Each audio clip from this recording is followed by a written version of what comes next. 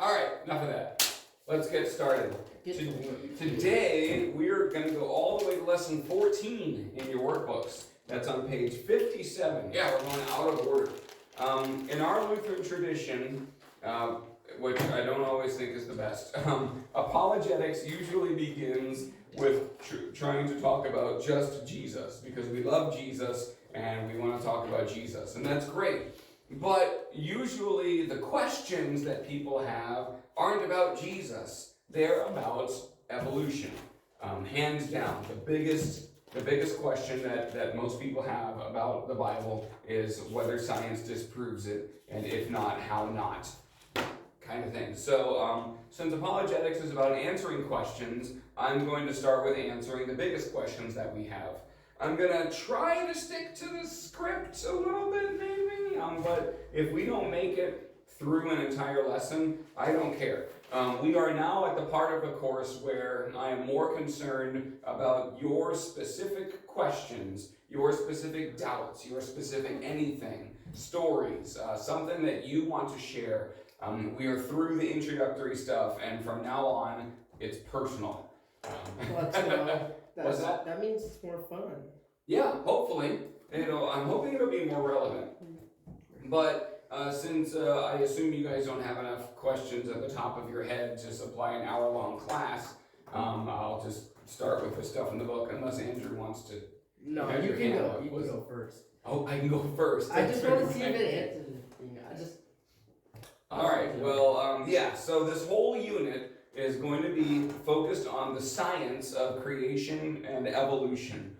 You have been taught, either in school or from the culture, or probably both, that the theory of evolution is true, that it has been proven, and that it is rock-solid science. And I'm here to tell you that it is not. I'm not telling you that as a pastor. I'm telling you that as a science enthusiast. My scientific background, I have a bachelor's degree. That's a 4-year college degree in material science and engineering.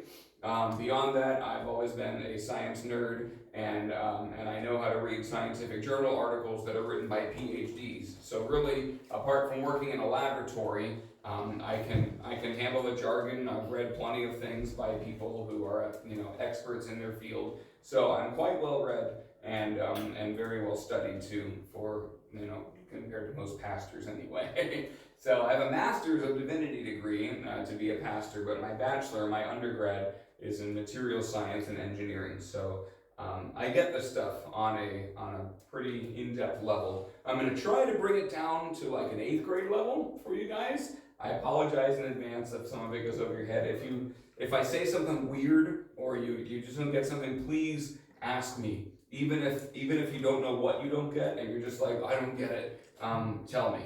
And I'm happy to go back and try explaining something in a better way. But a good place to start is where we start on page 57 here.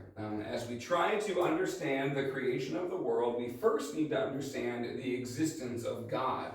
God reveals himself through his creation and through his word. Take a brief look at 3 of the arguments for the existence of God and think of examples that uphold each philosophy. We're going to revisit the stuff on this page, but we'll revisit the stuff on this page more in a different unit. We have a whole unit about the existence of God. But 3 big ones that I want to go over. So we're going to call these proofs of God. Right? Ever wanted to be able to just prove that God exists? There are many ways to do it, and none of them is for the Bible tells me so. I want to emphasize that, okay? We believe the Bible. The Bible has all the answers, and it is good for a Christian to have absolute rock-solid faith in the Bible. But this class is meant to help you deal with questions from non-Christians, and the atheists of the world don't care what the Bible says. So if you tell them you believe it because the Bible tells you so, that is a great personal statement of faith that is not going to get you very far with those who don't also believe in the Bible. So we will not be talking about the Bible very much in this part of the class, except as an account of the history that we know is true. But we're going to focus on proving that it's true for an outside skeptic. And the first one listed in your book is cosmology. Who wants to read what's in the cosmology box there? Go ahead, Andrew. Cosmology. The study of the world's workings, everything has cause. Everything has a cause. Very good. So, for example, where did this marker come from? Factory. Marker factory. Sure, I'll take it. Where did the marker factory come from? Construction workers. Okay, where do the materials that the construction workers build the factory come from? The ground. The ground. Where did the ground come from? The earth. The earth. Okay, where did the earth come from? Huh? God. God. Okay, so sooner or later, and if you're a theist, that is somebody who believes there's a God. We are all theists. If you're a theist, then it all goes back to God. If you're an atheist, you have a really hard time explaining where it all goes back to. Because we know the universe has a definite beginning. The universe is not some kind of cyclical thing. At least that's never been observed. If somebody wants to believe that, they have to take it on faith. And atheists hate being told that anything that they believe is taken on faith. So, but you do. If there's no evidence for it, then you believe it, and you're taking it on faith. So yeah, you have to take it on faith if there is anything behind all of the causes. So, we got to the building materials, the earth, and God. But if you pick something else, like a blade of grass, the blade of grass came from a parent blade of grass, which came from a parent blade of grass, and that's going to go back, quite a few generations. But eventually, you're going to get to where did the first blade of grass come from? And even if you're an atheist, okay, so it evolved from like something more primitive than grass. Then where did that come from? And they'll take it all the way back billions of years to the abiogenesis, that is the beginning of life that did not come from life. Did they just believe that life became just because like some atoms randomly mixed together? Yeah, so abiogenesis is worth writing down here. Let's see here. Bio and Genesis. So A means not, bio means life, and Genesis means beginning. So usually when life begins, I said usually, in every single observed instance in the history of history, when life begins, it comes from another living thing, right? Where'd the blade of grass come from? A seed, which came from another blade of grass. Where'd you come from? Well, when a mommy and a daddy love each other very much, yada yada. But if you are an atheist, you have to believe that at some point in history, life arose from non-life. And this has never been observed and has never been duplicated. So I'm going to start with that. The unscientific. It is unscientific because science is the art of observing and replicating, duplicating. So abiogenesis is the unscientific belief that life arose from non-life. So abiogenesis, non-life beginning. That's where the word comes from. And it's unscientific because I should define this one too. Science is the practice, I won't go with that, practice of learning through observation, and this is worth writing down somewhere. Like I said, we're going off script here, but we're going to be using words like science a lot, and it's good to have a definition of it. So science is the practice of learning through observation and experimentation. You observe something in the world. How do you observe it? Well, you might look at it with your eyes, you might feel it with your hands, any of your senses. You might have some special instrument like a telescope or a microscope, or there's all kinds. Our technology is a wonderful way to observe all kinds of things in the world.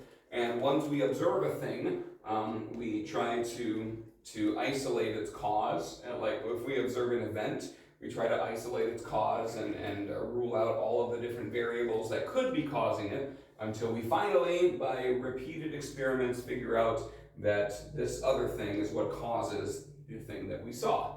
And then now we can study this other thing and learn even more, and that's how science progresses. It's all very exciting.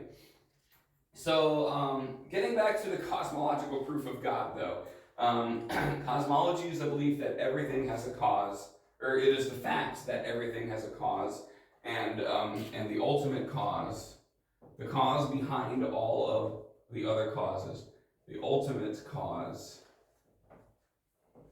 is God. Make sense? Andrew? Is God considered a living thing, or is he like above living? Scientifically, so science is not able to study God because God is not able to be observed and experimented on.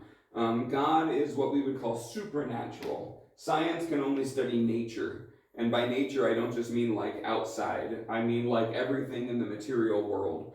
This building came from nature. We did a little work on it to make it look like this. But ultimately it's part of nature. So science is able to study nature in the very, very broad sense of the word nature, but there are things that are supernatural, like God or angels or stuff like that. And the supernatural, by definition, cannot be studied scientifically because it can't be observed and experimented consistently. For example, this is a good one. We'll talk about this again maybe when we get into miracles. But miracles are literally just cannot be verified by science. Because picture this. Let's say God does a miracle. Let's say I snap my hands and I don't know, something explodes out of snap my fingers and something explodes out of my hand. You'd be like, wow, that was really cool. That was a miracle, right? Well, scientifically speaking, okay, so how do I put this? I usually have this discussion better prepared. But I wasn't planning on talking about it right now. But if a miracle happens one time, then it is some unknown phenomenon that needs to be studied so we can find out the cause. So an atheistic scientist would look at that miracle and say, wow, it appears that snapping his fingers somehow caused an explosion. I wonder what it is. Is it my fingers? Can everybody do this? What's going on? And if I can't repeat it, then he would say, well, it was a one-off thing. We can't study it because it's not repeatable. But that doesn't mean it's a miracle, he would say. There are lots of one-off things that happen in the universe, and we can't study them. They are mysteries for now, so we will log it as scientific data, and hopefully sometime in the future somebody will figure it out. Or suppose this happens every time I snap my fingers. I snap my fingers, there's an explosion, bam, bam, just blowing crap up everywhere. Now it's not a miracle, now it's a natural phenomenon. There is a thing that happens predictably every time I snap my fingers. And that can be studied. What is it about the snapping of the fingers that makes that thing happen? And in the end, it ends up being a natural phenomenon. It's called the Pastor Larson effect. When Pastor Larson snaps his fingers, bam, there's an explosion in the palm of his hand. And I guess that's just a natural law. So you can explain miracles scientifically either as a mystery or as a predictable natural phenomenon. But you don't have to admit that miracles are proof of God, because if you start with the assumption that there is no God, you will find a way to explain everything. It's just not always a good way. We're going to be looking at some of the bad ways that scientists have tried to explain how there's no God and how they try to explain this world that exists as if there were no God. And we're going to see if maybe there are better ways to explain it, not by invoking religion, but by simply coming up with better scientific explanations. Way off topic. I'm trying to introduce the course and also stick to the script at the same time, and it's not going well. So, sorry about that. But this is cosmology, right? Cosmological proof of God. Everything has a cause, and behind every cause, ultimately, is God. If you go back far enough in the causes, you eventually have God. There's nothing else you can have. Something has to be big and powerful enough to make everything else. Next is teleology. Who wants to read that one? That's a slightly different blue circle.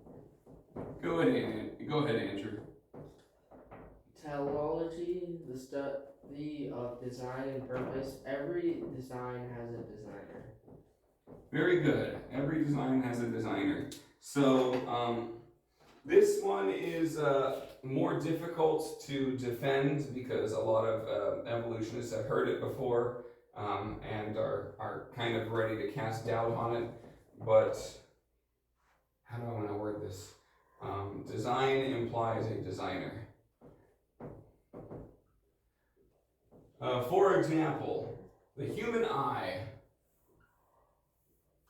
The human eye is a marvelously engineered thing. It has a lens in the front that allows light to pass through it, and the lens, I should be writing this down. The human eye, there it is, has a lens in the front that allows light to pass through it, and when light passes through it, the light actually is bent by the lens, and it produces an upside down image, like this. And the upside down image is read by whatever receptor we have here that's connected off to the brain. And so the eye contains a fluid through which the light can pass. It's a transparent fluid, and it has all of this. There's a whole bunch of different chemical reactions that happen here, which I am just denoting with pluses and minuses. Those aren't charge carriers like they would be in an engineering illustration. But anyway, there's and the lens itself is complicated. I think there's actually multiple lenses involved in the human eye. This is a very primitive drawing, and the sensor is all kinds of bonkers. And there's rods and cones that enable you to see intensity of light and also the different colors of light, which is a way that your brain interprets the frequencies of lights, and it's wild stuff. And here's the kicker. All of these parts that work together to produce an image in your brain through the light that passes through your eye, they all depend on each other. If one of those parts is missing, your vision doesn't work. So how can you have all of these different parts that depend on each other? Let's suppose the arrow means that, so the lens depends on the image in your brain depends on the sensor, depends on the lens, depends on the chemistry, back and forth. It's called an irreducibly complex system. I won't write that down. There's too much crap on the board, writing on the board. But basically, it's an irreducibly complex system, meaning that if you take out one part of it, the whole thing falls apart. So how can something like that have evolved bit by bit, piece by piece? Because that's how evolution works. It is a very, very slow process where something changes, and most of the time the change is bad, so the organism dies. But sometimes the change is good, so then the organism lives and thrives, and then something else changes, and then, maybe one organism will live and thrive off of that change and stuff. So evolution is all about little incremental changes, and yet this system is all or nothing. Your eye cannot have evolved piece by piece. It had to just be designed that way. And where you see design in nature, and the more you look, the more you see it is everywhere, a design implies a designer. I should make that with a capital D, because we are totally going that route, that God is the one who designed everything in the world that works together so well. Does that make sense? And then finally, the last one, moral order. I guess, Andrew, you want to read that one as well? Moral order. A sense of right and wrong. Every law has a lawgiver. Very good. Every law has a lawgiver. And so this, all of these are taken from the Bible, actually. At least two of them are in Romans chapter 1. But basically, in your heart what is right and what is wrong, right? Nobody had to teach you right from wrong. You might have had to been taught to make good decisions, which tends to be choosing right from wrong, but everybody knows that it's bad to kill a person. If you were like on a deserted island and you were raised by wolves, and then one day you found another human being and you got mad at them and killed them, you would feel bad. There are things that we just know are right and know are wrong. And this is not something that could have evolved, because a lot of times our sense of right and wrong goes against what it takes to survive. Evolution is all about the survival of a species. And so if you are going to make choices that would be bad for the species but are good choices to make, then you couldn't have evolved that faculty to choose. Does that make sense? Yeah. Have we talked about evolution in this room, really? Just a little? Gosh, sorry, I get mixed up with who I tell what to. Let me see. I guess we're going to talk more about evolution next time. I don't want to talk about it next time. I want to talk about it now. We are going to talk about it now. No, we're not. We have enough to talk about without evolution. Okay. So those are the 3 proofs of God, and we will touch on this again. So let this ruminate in your mind, and if you come up with any questions about it, you can ask later. Let's go on to talk about the age of the earth. This is going to be on page 59. We're skipping right over page 58 because we've kind of beaten this one to death. Page 58 establishes what the Bible says about creation and about history and all of that. There are some Christians who say, a day is like 1,000 years, and 1,000 years is like a day. I think Psalm 91 says that. So that means that when God said he made something on the first day, it could have been billions of years, and they try to play it up like God used evolution to create. But that's not biblical, like, at all. And next time when we talk about Darwinian evolution, we can tear that down even more. But one of the big problems that evolution presents to Christians is the age of the earth. I'm going to take all this down. Oh, there's somebody lamenting the taking down of the Genesis. Okay. Age of the earth.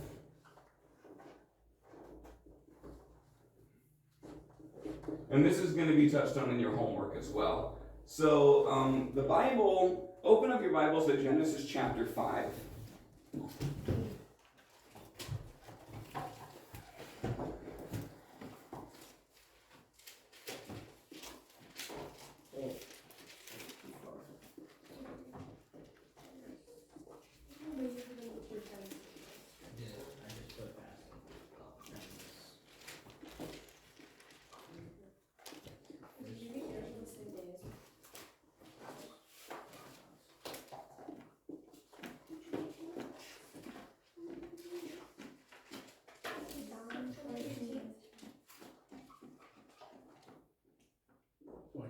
So I got 4.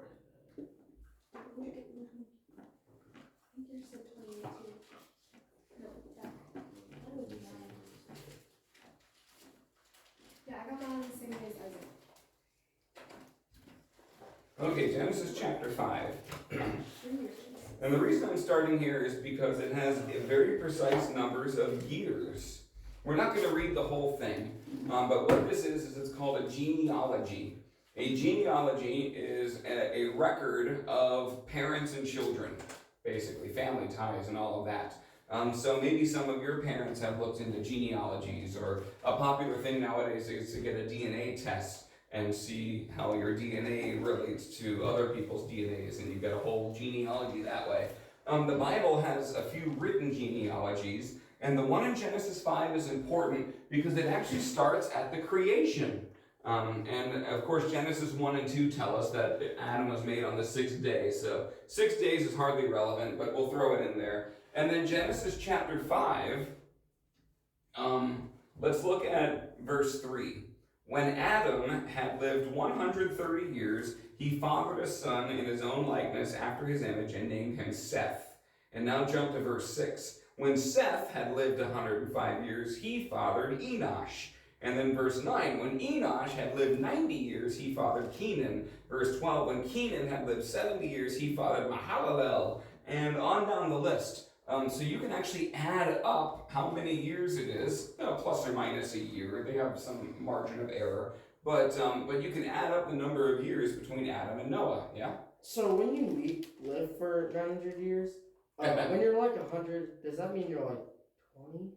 Or Yeah. do you develop like slower? I'm pretty sure ancient humans developed the same way that we do, to the point where like they hit sexual maturity at about age 20, give or take. It's just that they live a very, very long time in the prime of life before old age starts to wear down on them. But yeah, I think I have talked in this group, or maybe it was the other one, about how inbreeding after the flood is probably the cause for why lifespans plummet after Noah. But then it is remarkable, huh? But then, like after that, it kind of flatlined because there was more genetic diversity since there were so many humans. Basically, we hit a new normal. A few generations after the flood, humanity is living, about 100 years if they're lucky, and that is pretty much where we're at now. So Abraham lived 175 years, and that was considered a good long life in his time. And that's a lot less than Adam was living, his 900 and whatever years, 65 was it? Yeah, 930, sorry.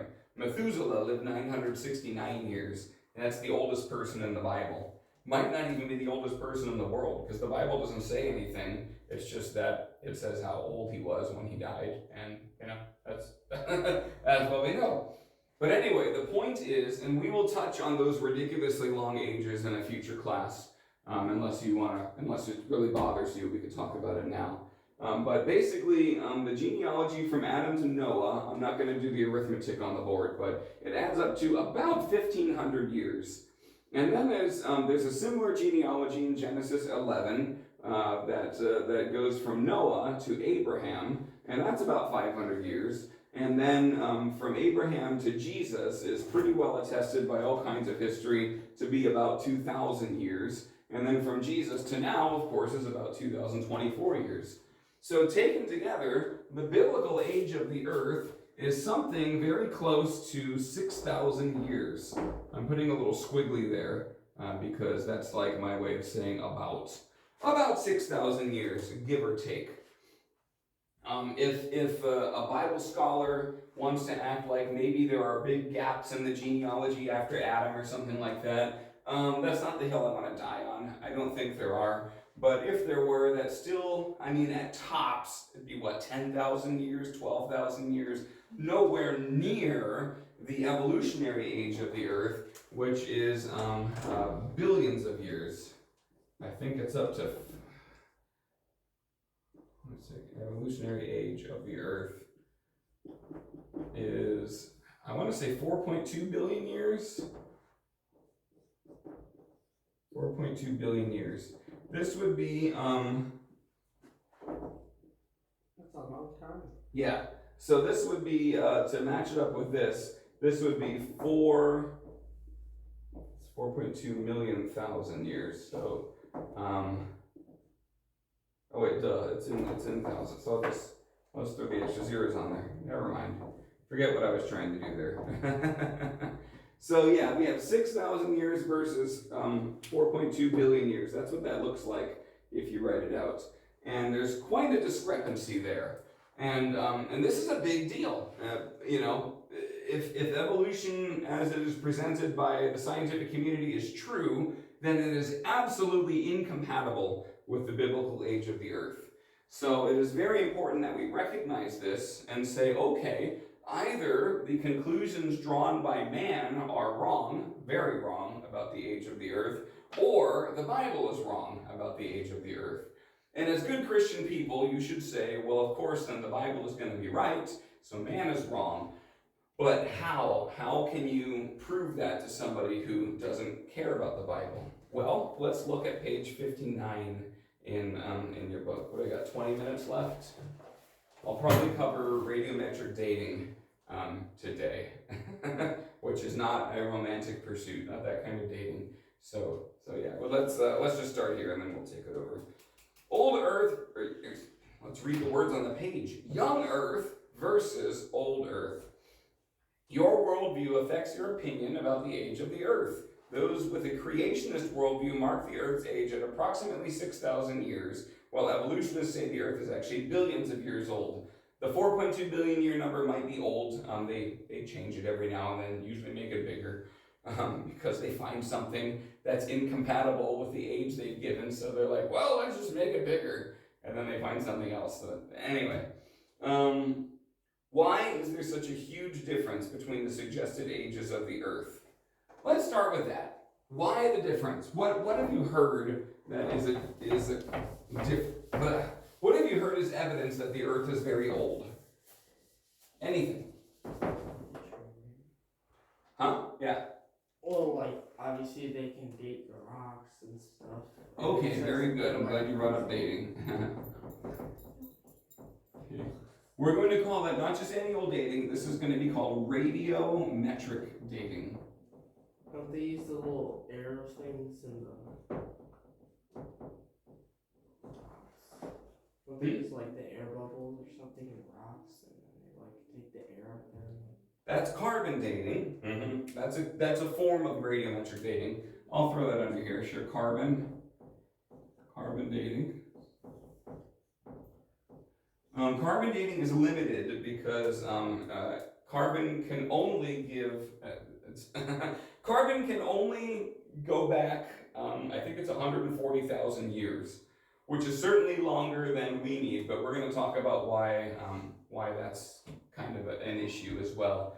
But there are other kinds of radiometric dating as well. One of the ones that we're going to talk about here as an example is called uranium lead dating. Lead. Yep. Uranium. That's what you have. Hmm?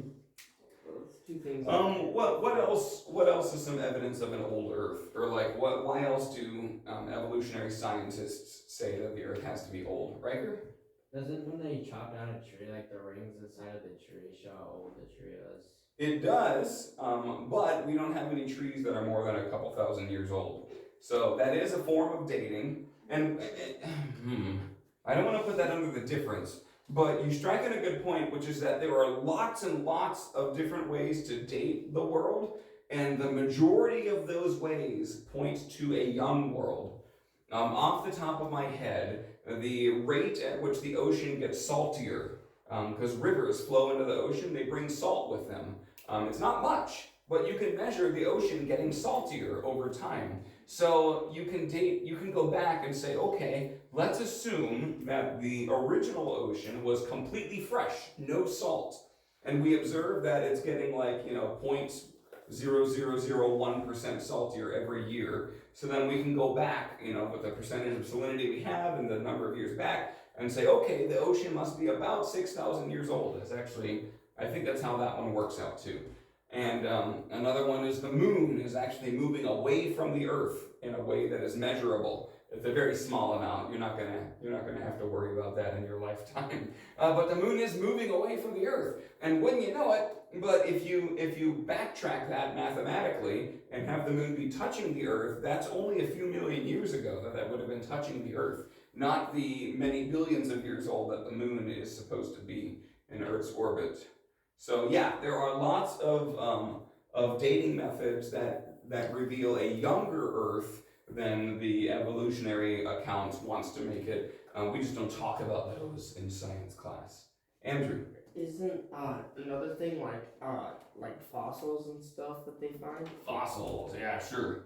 And what about the fossils is evidence that they're really, really old? How deep they are into the Earth's surface. Okay, depth. Depth and anything else? Probably some dating in there too. I'll throw dating on there again. Yeah, these paleontologists, they really get around. They date all over the place. They'll date anybody. All right. Any other things? I'm asking you these questions because these are things I'm going to talk about either today or next time. So it's worth answering. If you have questions. Another thing is the dinosaurs being older than humans, and and also that they got wiped out by an asteroid. Mm-hmm. It's kind of like I'll make dinosaurs their own category. dinos. I didn't think dinos were a big deal, but last year's class was very fascinated with them. So I'm going to make a bigger deal out of them this year. Fossils, meteor. The dinosaurs didn't get to go on those. Maybe. We'll talk about that. I actually just talked about that with the younger kids today. So this is one of the reasons I get confused over what I've said to whom, because right now we are talking about very similar things to the younger class, but we have a different purpose, so we kind of take it a different direction. Any other scientific reasons you can think of why the Earth is very old? Can't they like carbon date the ice on the Antarctica? Yes. Well, they don't carbon date it, but they do. Yeah. We're just gonna call that glacial ice. Okay. I'll put cores because the cores are actually what we observe. Yeah. Okay. Let's talk about radiometric dating. Let me get this off. See, this is why I just need more boards. Is radiometric dating a little bit wrong sometimes? The method is not wrong. It uses assumptions. So let's talk about just regular dating. General dating. Give it a salute. General dating. Okay. So here's how it works. Step one, measure a rate of change. I'm gonna put an example over here. This involves algebra. I won't make you do algebra, but you have to use algebra to do proper dating. So let's suppose we have a bucket here, and there is some water in that bucket. Millions of years old. Yeah. No. This is a very simple dating exercise. And there's also a faucet here above the bucket, and it is dispensing water.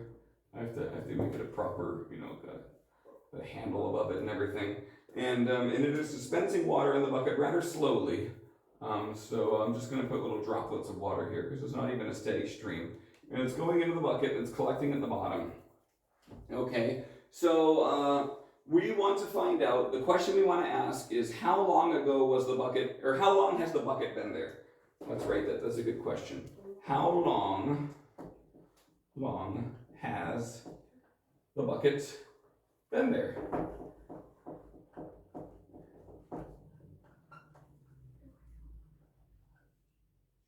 There it is, that's the question.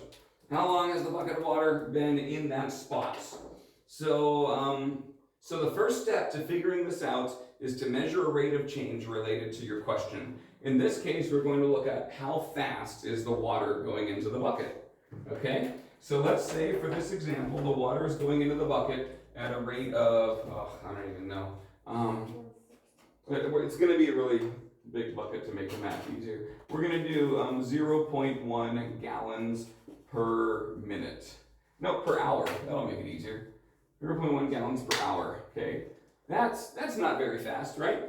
So we measure this drape here, maybe we put like a little tool underneath it, and we measure how much water accumulates in an hour, and it's 0.1 gallons, right? And next is, number 2 is measure, what do we see? Measure, The bucket? Yeah, measure a present day quantity. That's good because we can't measure quantities in the past. That's an important thing to remember. When you dig up a dinosaur fossil, you are not digging up the past, you are digging up the present. In the present, there is a dinosaur fossil in the ground. You can measure where it was found, you can measure what it's made of, but you cannot see what it was. You can only make assumptions about what it was. It is shaped like a skeleton, so it's probably skeletal remains. Stuff like that. And that's a good assumption. Not all assumptions are bad, but it is an assumption. Number 2 is measure present day quantity. So let's say right now in this bucket there's 3 gallons of water. 3 gallons of water in that bucket. So now what you do is use the magic of algebra. I'm just going to put algebra with big stars around it because it's magical. Algebra is great. I'm not discounting magical.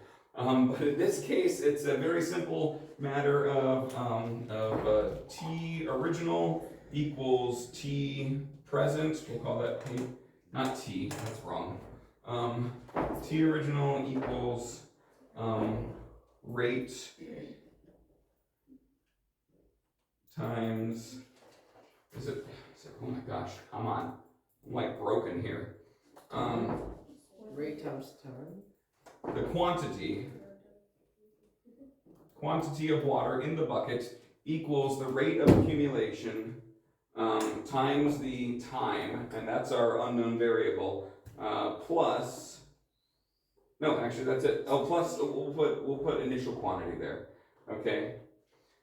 So yeah, let's break this down. The quantity of water is what we measure right there. It's 3 gallons. So I'll write that 3 gallons. We're just going to assume units of gallons.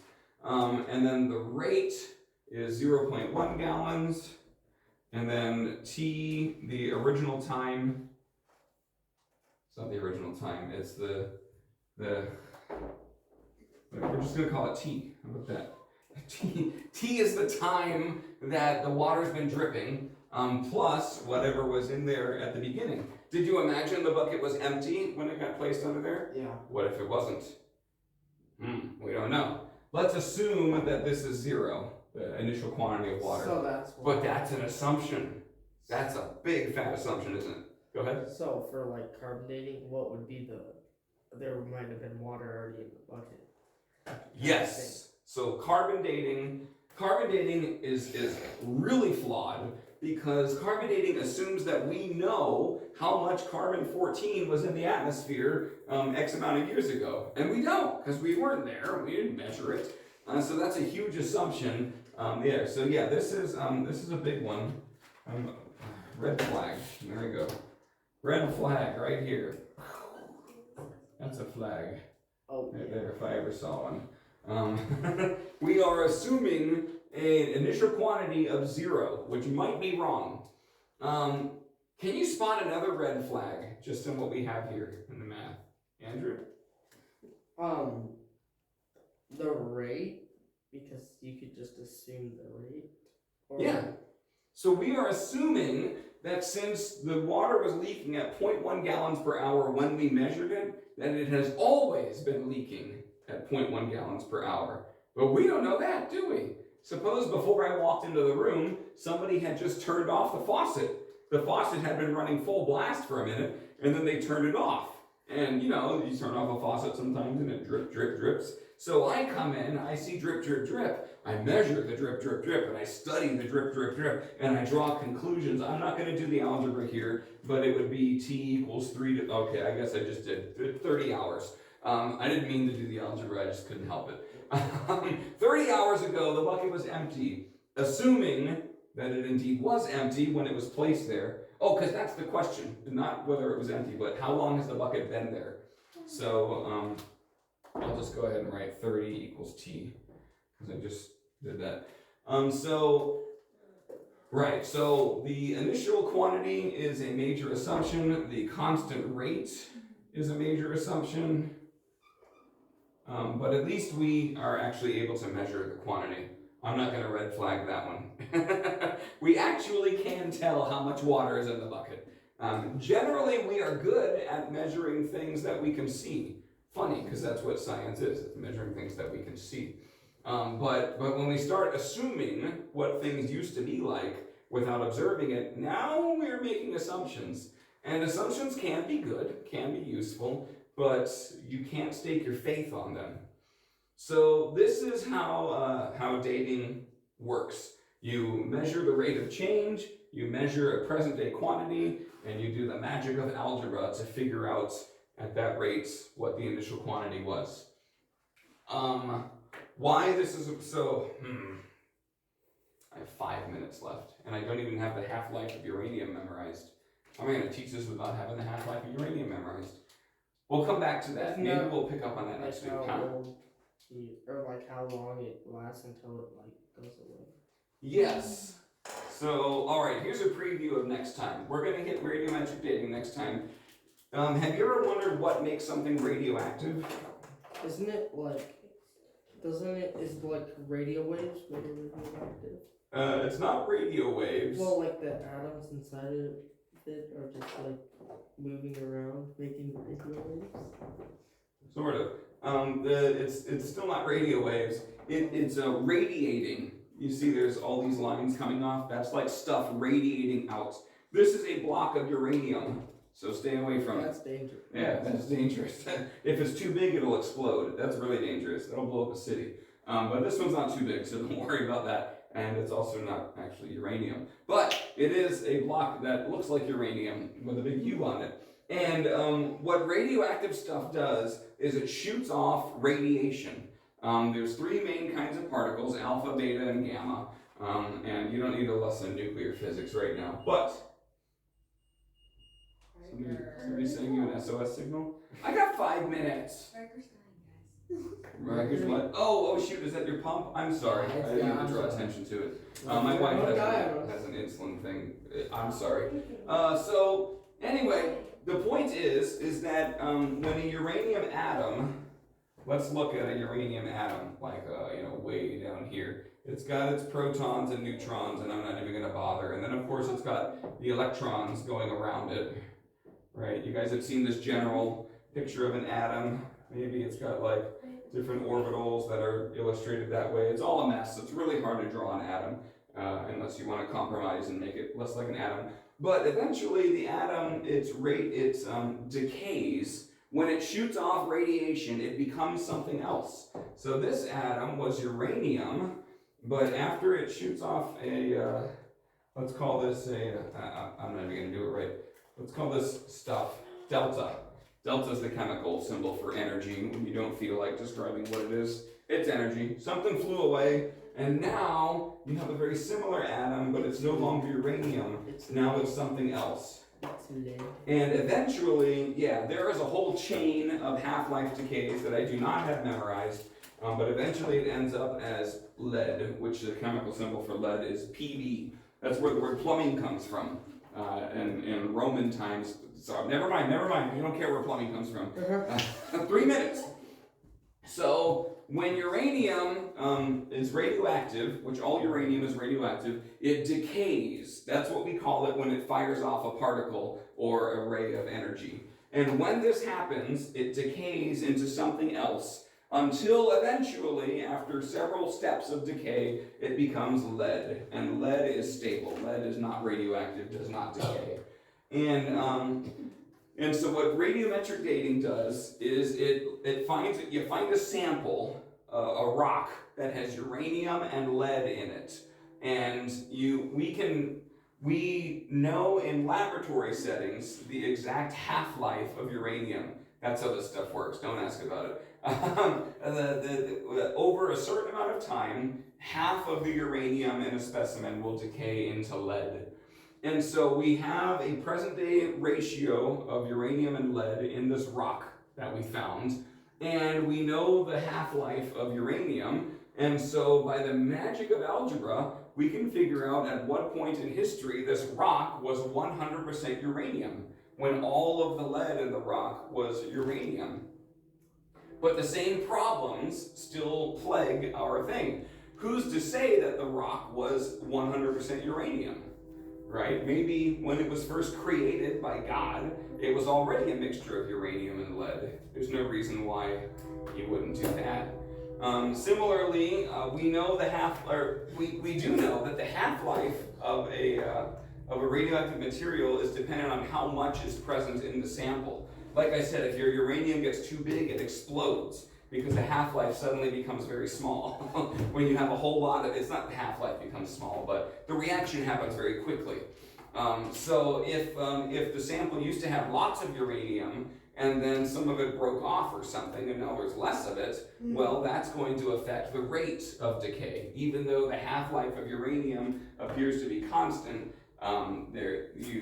just because you know that rate doesn't mean you know the rate that this particular sample that you find decayed. So the point is you have not found the past when you dig up a rock, you have found the present. And you can try to understand the past by studying the present, but there's certain assumptions that have to be made. And when you start contradicting the Bible, those are some big fat red flag assumptions.